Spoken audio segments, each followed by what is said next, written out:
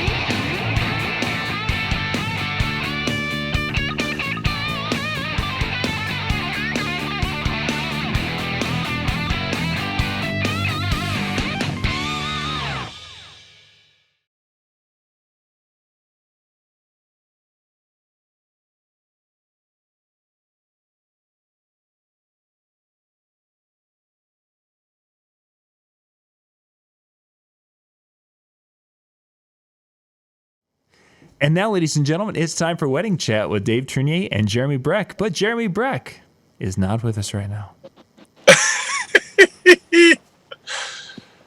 I'm here, John. Well, I'll turn my mic or my camera back on since Jeremy is going to be back and forth. Yes, indeed. It's good to see you, my friend. Am I on? He's back. Jeremy, you're back. We've been introduced. I am back. Well, hey, everybody. Hi, I'm Jeremy. And I might be a little glitchy today, but I'm going to do my best. And I'm Dave, and I'm not glitchy. Is that right? I don't know. Is my video working for you or not? Oh, yes, it is. Good. Yeah, you're good. You're good on video. Yeah. So, good evening, everybody. Jer and I are obviously not at home and not in our offices, but didn't want to leave everyone with nothing. Anyway, it's been really humbling listening to the people coming up to us at Midwest DJs Live and whatever, going, "Hey, love your show. Keep in the conversation." So tonight's going to be a short little bit, right, Jared? Because we don't want to leave with nothing. But and the fact that we don't know when we're going to cut out again, so you know. Hey, none of this wee stuff. I'm pulled over in the middle of an area where it's LTE service and I got full bars. All right. Well, me when I cut out then. So I'll explain to people briefly what I'm doing as maybe a bit of a learning point. But what are you doing, quick, Jer? Because I don't think it's a work-related thing, is it? No, I am. Well, we have a lake house and we're doing some remodel. We're doing a big remodel, but I've got a contractor working on that part of it. I'm remodeling a kitchen, a bathroom. I just got done moving a 50 amp power box, and I'm still alive. And yes, it works. So obviously, I did something right. But yeah, you know, it's one of those things where we're always working, we're always nonstop, and sometimes we just have to take time for ourselves. And today, that's what I did. Right. Outstanding. Well, I am parked on the side of a highway where it's raining. Raining. I have another hour and a half, 2 hours to go before I get home. I'm driving. That's what's left of my 10 hours of driving today, all for a 3-hour planning session. Jeez. So, bit of an exception to the rule. Typically, I won't drive this far for a planning session, but I guess a couple of variables. I mean, obviously, we've all got, kind of guidelines we run our companies by, and I'm sure you do too, Jared, but, occasionally we break our own rules because of certain situations, right? In this case, the wedding actually isn't even until September. But the bride and groom are both geologists, and their busy season is going to kick in right away. And her busy season includes her flying up to the Northwest Territories for extended lengths of time, where even doing video meetings where she lives in camp is not an option. So we've done a variety of video meetings, but today we did a site visit meeting, and I've done many events, including weddings for this family before. So, I mean, obviously all my families are important, but you know, this family has just been a long time customer. I said, you know what? I want to schedule a day full of phone calls anyway. So the magical Bluetooth allows me to do that while I'm traveling. So be it. Awesome. Here I am. Yeah. Yeah. Well, let me ask you this, because there's a lot of different ways we can have this conversation go tonight. But was there a title for our session tonight? Not that I'm aware of. John wasn't sure. Yeah, there was a title. That? There was a title, guys, but we'll change the title. We'll put the entrances for next week. We're going to talk about grand entrances. Right. Yeah, let's save grand entrances, because I think that one's going to be really powerful, and that one's going to be a good. That's going to be a good session. It is, yeah. I mean, we'll keep today short. But were you working this past weekend, Jeremy? Did you have a wedding, or did you have the weekend off? What did I do this weekend? I had the weekend off. Okay, got it. So I'll maybe just share a quick little lesson from my wedding this weekend that I was reminded about in two interesting ways. So I had remarkable DJ friend and colleague Donnie Lovering from Hamilton, Ontario, so Eastern Canada. So yes, that's a flight away from me for those wondering where I live. He flew down this weekend to come hang out for the weekend, you know, visit our family a little bit, and he wanted to come and shadow me at a wedding. So we did that, and I love the instances where I've done this, because not only do I hope the individual, you know, can pick up a little bit of my crazy, but I also get to learn a little bit about me as well in their feedback they provide me with. And Donnie made a comment about how happy I am at my events, and he said, "It's not something you just put on. Like, you're really thrilled to be here, aren't you?" Because he was watching me as I was interacting with the odd guest. You know, I'd walk by a table and, you know, so y'all bring your dancing shoes tonight, and all this whatever banter, right? And he's like, "Man, you really are having fun, aren't you?" I said, "Yeah, I guess." And then I got the most unusual comment, and this is maybe what I'd like to just speak about for a quick minute and get your feedback on as well, Jeremy. I got the most unusual comment from a guest. So where were we at? Speeches had been wrapped up. We had to let guests go refresh their drinks. We had to slide some tables for a dance floor. The bride had to go change into her second dress. And so there were a lot of smokers at this wedding. So there were a lot of people outside the venue. And so I wandered outside as I do, you know, rounding people up, bringing them back in. And I'm doing my thing. And this one girl looks at me and says, "You walk happy." And I went, "What? Sorry, what?" Like happy, and she said, "You walk happy. Like, you have a happy walk." And I'm like, "What?" But this was something she recognized. It was something about my physical presence, how I moved, I guess. I mean, I've never, whatever. But I just thought it was really telling. I mean, I'm always trying to figure out, you know, I said to a friend this morning that I was talking with, I'm not always the most self-aware individual.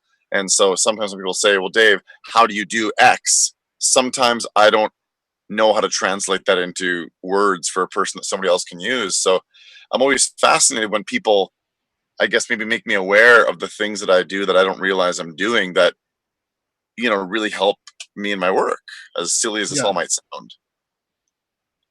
Yeah, no, I agree. And I think that's interesting. That's a good point.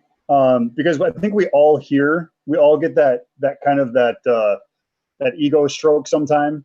And I'm not saying that's what that was, but in a way, it kind of just rebuilds your confidence in what you do and how you do things. And I've had those compliments from people, you know, as I'm doing my job as an MC, and, you know, they're like, "Wow, you did a great job. You're doing a great job."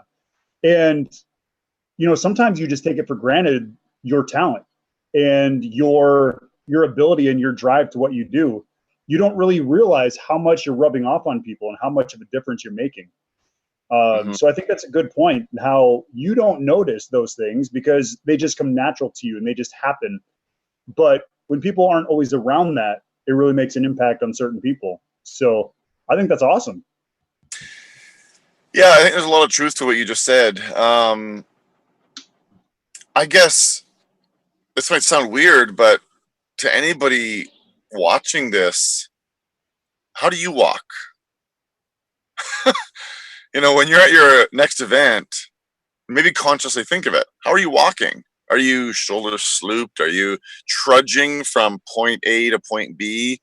Or Mhm. are you shoulders up, smile? Are you bouncing along? There's some music playing. Maybe you're walking to the beat. I don't know what it is. For the rest of the night, after she said this, I started realizing that I do these things. And I never realized this before because, as my wife loves to tell me, I sometimes don't notice a lot of things that are obvious to others. But I mean, you and I, of course, we've almost made a bit of a drinking game out of mentioning Bill Herman's name. But I remember watching Bill do an entire seminar on the idea of smiling one time, and Yeah. I was reminded of that when Donnie and I were talking about how happy I am at my events, which I guess just sounds obvious to me. But it's so powerful. It's so powerful, and I was candidly reminded of that this past weekend. Yeah. That's cool. And one of the things from Midwest DJs Live, when we got done with day one and we were going around the room, everybody was saying, here was my takeaway, or here's one thing that really stood out to me. Yeah. Rhea had done her seminar. She was the last one to do her seminar. And she said, and I think this goes along with kind of with what you're talking about. She said to dress the part or dress the position that you want. So it's not about, sorry, I got notifications coming in. If you want to be recognized and noticed at a certain level or a certain stature, you have to play that part. If you Yeah. want to be seen and you want to be known as that DJ who is excited and has that fun walk, that happy walk, you have to play that part. You have to be that person, and not just on stage when you're performing, but you have to live that life. I mean, you have to. Right. It's kind of like that. Negative people are always trying to be positive. But in the long run, if you're not a positive person, you're never going to be a positive person. Yeah. So yeah, I think you've got a lot of great points in what you talk about. And I think that is valuable for people to understand. Be that part, be who you want to be. Well, and I remember in a presentation that Mark Farrell gave at Mobile Beat a number of years ago. It might have been in Who Do You Think You Are? I forget, but he quoted a philosopher from way back in the day that stated quite simply, to think is to create. And when it comes to this, fake it till you make it. Look, if you don't naturally walk around in this weird way I've just talked about, just start faking it until you make it. I mean, if we take ownership over an idea for long enough, we become that thing. I firmly believe that. And I guess we're always, there's always a lot of suggestion out there. Watch video footage of yourself at an event. Mm-hmm. But maybe the suggestion coming out of tonight is have somebody watch you in between those moments where you're not quote unquote performing. I mean, you're always on stage the moment you walk into that event, but the moments in between when you're on the microphone, what are you saying? That's what I was reminded of this past weekend, which is, I guess, something I wanted to, pass along here tonight. Yeah. And whether it's your physical presence, like you were saying, the way you're dressed, the way you look, or whether it's, your emotional presence, be it, the expression on your face and how you're bouncing along when you're walking or whatever. I don't know. Do you walk happy, Jer? I try to have that smile on my face all the time. It's hard for me because I really do get so focused sometimes. And when I went up to do my presentation at Midwest DJs Live, Bill had said, I said, well, I went up to him and I said, you got any advice for me? He goes, just smile. He's like, so many times you present and you're so serious. I'm like, well, yeah, you're right. I guess I am. And, I tried in that presentation, I tried to have this smile on my face, and I tried to be, I tried to portray that energy through my smile. And I caught myself a couple times where I'm like, okay, I'm not smiling right now. I gotta be in the moment. I gotta smile. I gotta be happy. But when I'm at an event, I guarantee there's moments where where I'm just like, I'm so zoned, I'm so focused on what I'm doing. I'm not even thinking about smiling because I'm thinking about other things and how can I do this? How can I do that? What can I do with this? Yeah.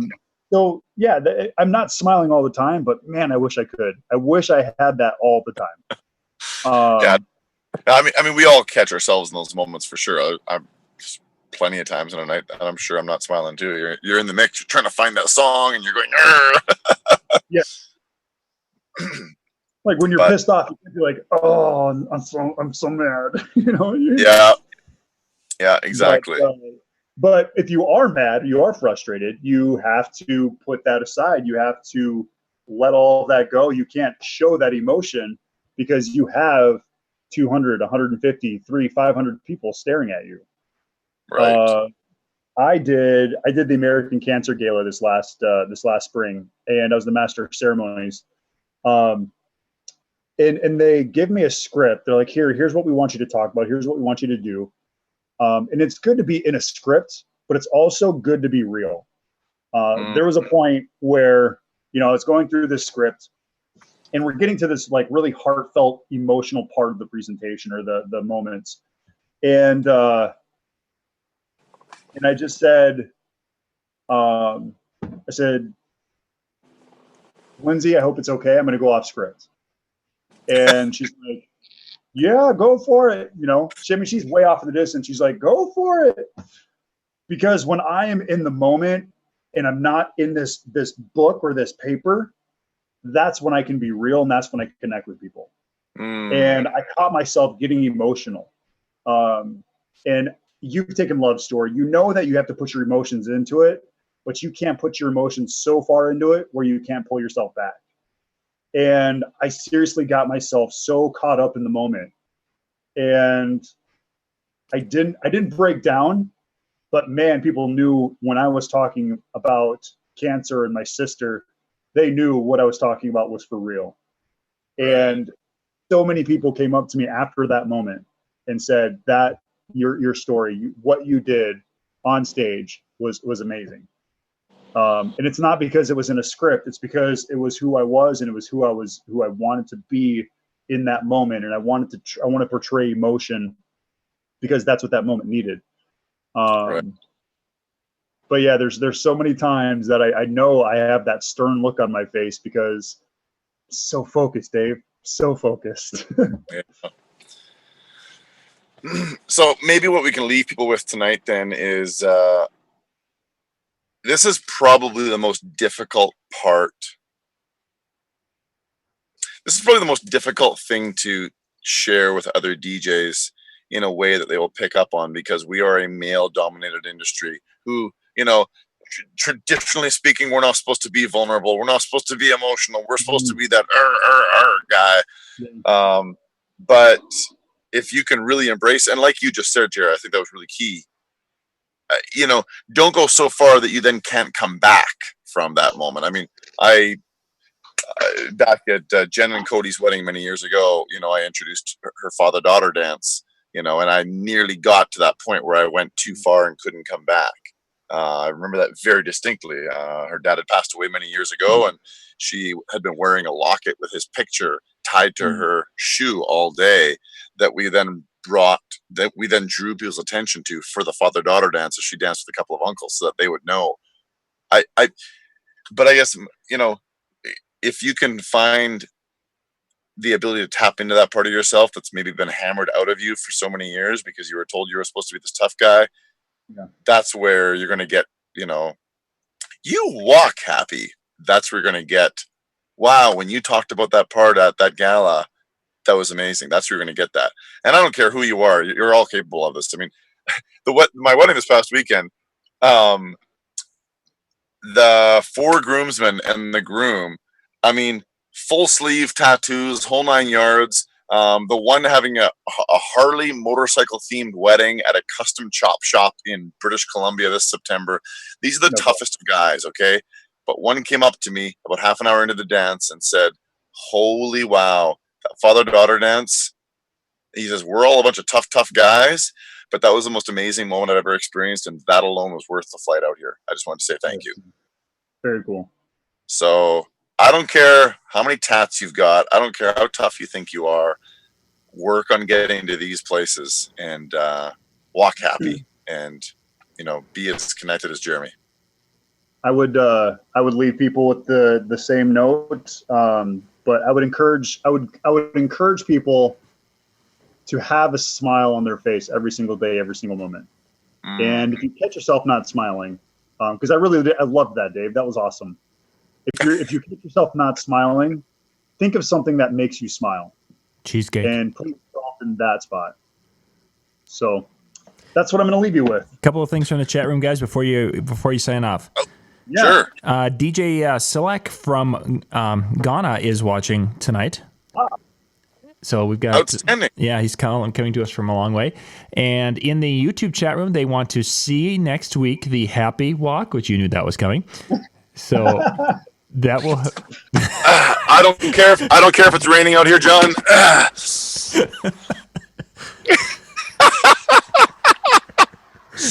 All right, carry on.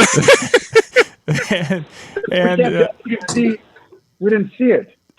Next, we'll work on it for next week. Show us. You have to show us next week. Next week, yes. Okay, I'll show you next week. Although Jerry probably showed us an awful lot with that smiling, happy demeanor, which is what they're also talking about in the chat room. So That's about it, guys. Wrap it up, and we'll call it a night. Awesome. Right. Thanks a lot, everybody, for watching. We will see you next week. Nice seeing you, Dave. Thanks, John. Cheers. Good night, everybody.